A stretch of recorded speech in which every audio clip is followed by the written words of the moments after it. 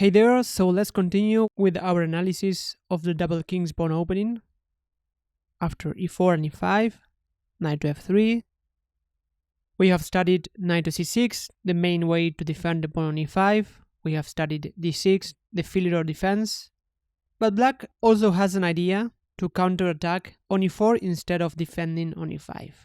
And the main way to do that is the move knight to f6, which actually is the second most popular move after the move knight to c6. So it's even more popular than the filial defense. Although, generally speaking, this move is played more often at the very top level. The point is that, as we'll see, we'll normally get quiet positions, or many players who play this move as black try to get quiet positions, symmetrical positions, on which they might be either equal or a tiny bit worse and try to equalize the game. Normally, top players, they are happy if they draw as black against a strong opponent, and they like to press as white. But it is hard to have absolute rules about an opening and say that this one is a draw and the other one is more aggressive, because within one opening we can get quiet lines or sharp lines as well. That's why it's difficult to generalize and say that the Petrov is drawish, but in some cases we may get very drawish positions. But let's evaluate the line that I suggest that can lead to some sharp positions. So here we're going to take on e5 with the knight, which is the main line. d4 is another main line, but let's focus on knight takes e5. And the way that we're going to play, the way that I suggest that you play, is going to be quite forcing, so black is not going to have many alternatives. So that's going to make our life easier in order to play this line. For example, in this position, black pretty much only has one good move, which is the move d6. Taking on e4 is already bad for black, because here we have the move queen to e2. We attack the knight, and whenever the knight retreats, here we have knight to c6, we give a check and we attack the queen. So here we are winning the queen. For example, after queen to e7, we just capture the queen, and the game is over. So after queen to e2, the relatively best move is queen to e7, trying to counterattack. But here we can simply take on e4. And here black manages to get the piece back after d6, because now the knight is pinned. If we move the knight, black would capture the queen. But here we can simply play the move d4. And after black captures, we capture with the pawn, we get an extra pawn. And if black plays accurately here, knight to c6 is the critical move, attacking the pawn. And here we don't want to waste time either defending or keeping the pawn, because black has an idea to castle long and get a quick development. For example, after bishop to b5, black might play bishop to d7 and then try to castle long. So here the most practical move, and also objectively very strong move, is knight to c3. We give the pawn back. And if black captures on e5, then we simply trade queens. But here bishop to f4 is already a bit annoying. We plan to capture on c7 if black moves the knight. And after bishop d6, we simply retreat the bishop to g3, because there are some ideas like knight to f3 or knight to d3 attacking the bishop. But after bishop to g3, the bishop is defended. And white already gets an advantage here, because knight to e4 is coming. We're gonna get the bishop pair. The position is quite open. For example, after bishop to d7, knight to e4, black cannot move the bishop because the knight is hanging. So we're gonna get the bishop pair, and we're gonna have actually an advantage, because the two bishops are normally gonna be much stronger than the bishop and a knight. For example, after black castles long, here we simply take on d6, and then we castle long. Here we have our target, we get the bishop pair, so this position is already better for white. The other alternative to d6, which is also not good, is to play knight to c6, sacrificing a pawn. And this move, this gambit, which is called the Stafford Gambit, has become quite popular on the internet, but it is not sound. Although we need to be a bit prepared, because this can be played in online games or in rapid games. Your opponent might play this line, and if you're not prepared, you might face some problems. So here we're going to accept the challenge and take on c6. Black's idea is to take with the d pawn, otherwise it doesn't make sense to sacrifice a pawn. And the idea of taking with the d pawn is to activate the bishop. So black is aiming to get a quick development to compensate for the pawn. And here objectively white has a lot of good moves, but in practice we might go wrong very quickly. So the move that I suggest here is maybe not the strongest, but it's quite a strong move. And what I like about this move is that we attack, at least on the very first move, because normally black's idea is to attack. So here we're going to play the move e5. So we're already asking here black what to do with the knight. And the knight might come to d5, but there I don't see any compensation for the pawn, because black wants to get some attacking chances. Even though knight to d5 might be objectively the best move, here black will normally try to complicate the game with a move like knight to e4. And this is quite a poisonous move because black has a big threat here of playing bishop to c5. So here the main idea that you need to remember is that you're going to play e5 and d4. So here we play the move d4. The point is that playing d3 might look attractive, but here black has the very strong bishop to c5, which is one of the main ideas for black in this gambit. And we cannot capture on e4 because here black has bishop takes f2, and if we capture the bishop, black will capture the queen, or after king to e2, bishop to g4 also wins the queen for black. But after knight to e4, we simply play the move d4, and we even have quite a strong center, so black normally will play something aggressive, otherwise black doesn't have anything in return. And one move is queen to h4, and here we also have to be careful because this is another trick in this gambit. We are not going to play g3, which might look tempting, but instead we're going to play bishop to e3, and here we already have an advantage. Black doesn't have any convincing way to continue the attack. We develop the bishop, we defend f2, so this position is already better for us. On the other hand, g3 is not good because here black has knight takes g3, we cannot capture with the h-pawn because the rook is hanging, and after f takes, queen to e4 forks the king and the rook, so this is good for black. So after knight to e4 we continue with d4, and if queen to h4, bishop to a3. The other aggressive move might be to play knight to g4, and here again we play the move d4, and this is also already better for us. We have a strong center, and even here queen to h4 is not strong. Here we cannot play bishop to e3, but here we can play g3, and the queen has to retreat, and then we continue developing. So in general in these positions, what you want to do, you want to develop as soon as possible. Unless you have to defend one particular threat, just develop your pieces and you should be fine. We have an extra pawn. So this whole gambit is not sound for black. So after knight takes e5, black normally has to play the move d6.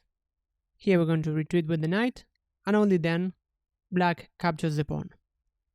And here d4 is a popular move. This move has been heavily analyzed, and normally black has very good prospects to equalize the position. And actually, as I told you, this Petrov defense is played by the very top players, so it is very sound, even though black normally doesn't get a lot of winning chances. And the move that I suggest that you play here is the move knight to c3, which tries to spice up the game a little bit, because we plan to castle long, and if black castles short, we're gonna get opposite side castling, so we're gonna get good attacking chances. So here we're gonna play the move knight to c3, and what I like about this move as opposed to the move d4 is that black has fewer options. Here taking on c3 is by far the most common move. Playing d5 is already a bad move because we can play queen to e2, pinning the knight and planning to play d3. So here black normally has to give a pawn by playing bishop to e7, because queen to e7 here would hang the pawn on d5. And similarly, defending the knight with the bishop is also bad because queen to e2 is also very strong. So that's why here black will normally capture on c3. Maybe the other relatively good option is to play knight to f6, which has been played in a few games. And here we're going to play d4, and then we're going to continue with bishop to d3, For example, the model game that I shared continued bishop to e7, bishop to d3, black castles, we castle. And these are the kind of positions on which it is difficult to get a large advantage, at least in the opening, because we see that we have quite a symmetrical pawn structure, even though we have a slightly better development. So these are positions on which we normally need to outplay our opponent. Even though here we have a slight advantage, the position that we get from the opening is a bit quiet. But even in the game that I showed, white got a slight advantage. The game continued knight to c6, h3, preventing bishop to g4 ideas. And after knight to b4, bishop to c4, d5, bishop to d3, black played c6. We see that we get 2 pawns on the center on d4 and d5. But this knight is a bit misplaced, so here we have some tiny advantages. For example, after rook to e1, knight to a6, this knight is a bit misplaced. And in the game after knight to e2, knight to c7, knight to g3, white brought this knight to g3 because it was hitting against a wall on c3. So now white gets this e5 square, which can be accessed by the knight, whereas black cannot play knight to e4 easily. So this position is a bit better for white, so we should not be worried about reaching such positions. But instead of going to f6, it makes more sense to trade knights and not waste time.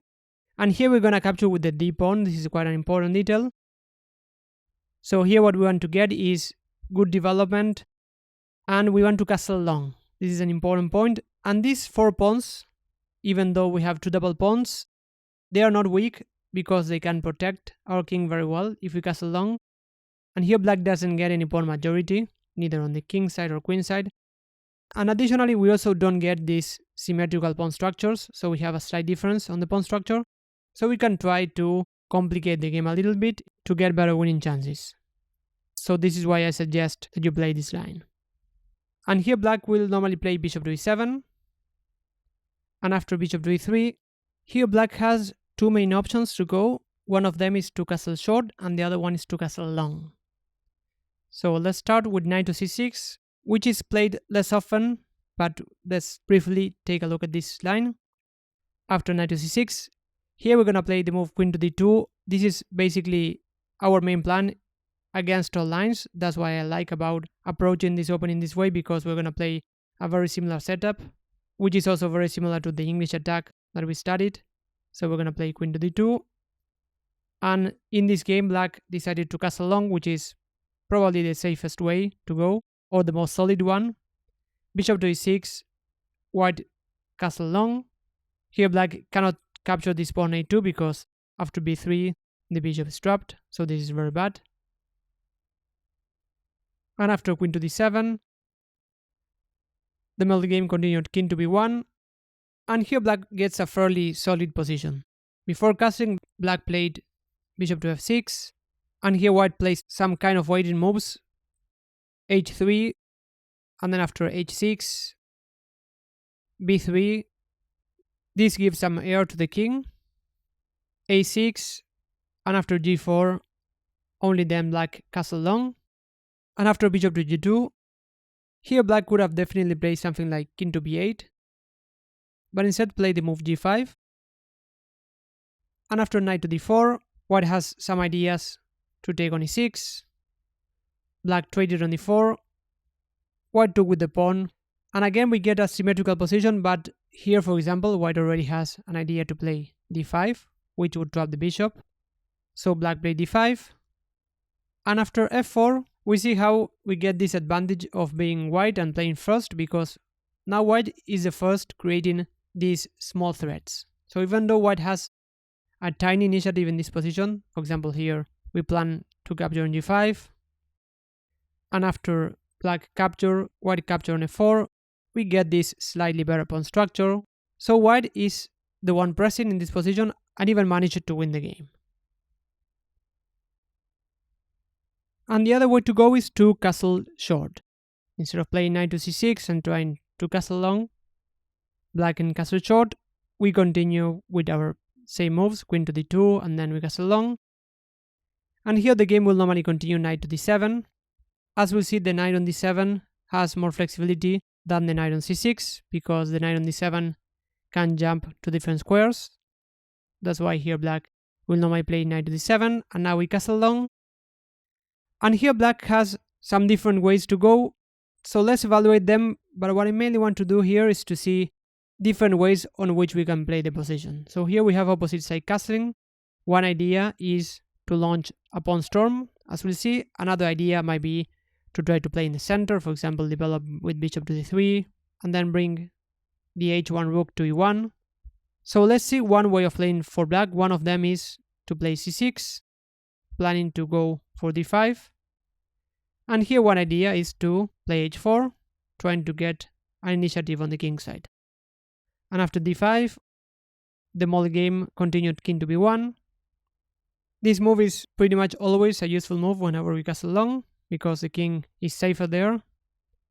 And remember that we have these 2-4 pawns that normally protect the king quite well. And here black continued with knight to f6, and then after bishop to d3, white continued with knight to g5, and then f3 and g4 launching a pawn storm. So these are positions on which we have good opportunities to complicate the game and get winning chances. So another way to play the game, instead of playing c6, is to go for knight to f6 directly. The idea to bring the knight to f6 is that black wants to have more defenders on the king side, because black castled king side. And here we could play h4, but in general this hasn't scored very well. Black might even have some ideas like bishop to g4, trying to block the pawns. That's why here I selected another model game on which white played bishop to d3, going for central play. After c5, so here we see that black played the pawn to c5. One idea is to bring the queen to a5. White played rook h to e1. And after bishop to e6, king to b1. Now black played queen to a5, and here white played c4. Which is a move that I like because we invite this trade of queens, which black played. And this position looks a bit quiet, but we still get a slight advantage. The rook now is well placed on the e-file, which is the only open file. And potentially black might have this pawn on d6 that might become a target, which black cannot get rid of immediately, because after d5, the move knight to g5 is already annoying. We see that this bishop is pinned because the rook is eyeing the bishop on e7, so here white would already get an advantage. So in this position, after the trade of queens, white got a slight advantage and managed to win the game. And the other main way to go here with the knight, black might play rook to e8 in these lines, so this idea might normally transpose to the other lines on which black moves the knight, because the knight on d7 is a bit passive there, so black will normally move that knight. So the other way is to go knight to e5, which makes sense because black centralizes the knight. Here we could take on e5, but black would capture on e5. This is a possibility, but not the way that I would play in this position. And here in the model game that I selected, white also played the move h4, trying to get some initiative on the king side. And in the game, black continued with c6. So here's another idea that I wanted to share here. Taking on f3, even though it damages our pawn structure, is normally good for us because now we get the g-file for our rooks. So here the pawn structure doesn't matter a lot as long as we get an attack on black's king. So these positions can be very dangerous for black. So in the game after c6, here white could play king to b1 is a logical move. White tried another idea, which is to play the move c4, stopping these potential d5 ideas by black, and also trying to block the bishop on this diagonal. And after bishop to e6, here white played very aggressively and played the move knight to g5. So here white is already thinking about sacrificing.